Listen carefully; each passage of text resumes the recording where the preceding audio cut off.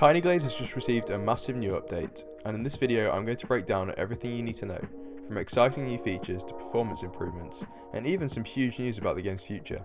There's a lot to cover, so grab a drink, sit back, and let's jump in. One of the biggest changes in this update is that towers can now be rotated freely, just like other structures. And to do it, the interaction is the same. Just grab the rotation arrow and adjust it. The terrain system has also seen some big improvements. First off, the terrain height has been doubled, so if hills felt a bit limiting, you no longer have to worry, because you can build mountains now as well. Second, individual land chunks are now movable. This is a really great feature addition, because you can now shift land pieces around without messing up your entire build in the process. It also makes it easier to build slopes and cliffs.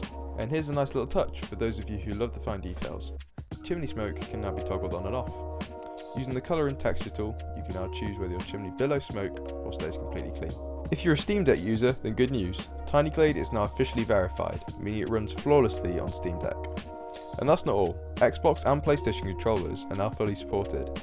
This might be a big hint that Glade could be coming to consoles in the future.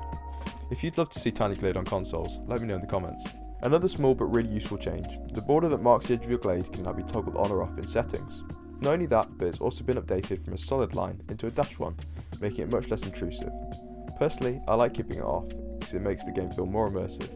But if you want to see exactly where your buildable space ends, you can just turn it back on. Now let's talk performance, because if your PC has been sounding like a fighter jet whilst trying to run Glade, this update is going to make a huge difference. The developers have introduced Glade Super Resolution, TGSR, a custom upscaling system that reduces GPU usage by up to 50%, whilst keeping image quality just as sharp. Now you're probably wondering, how on earth does that work?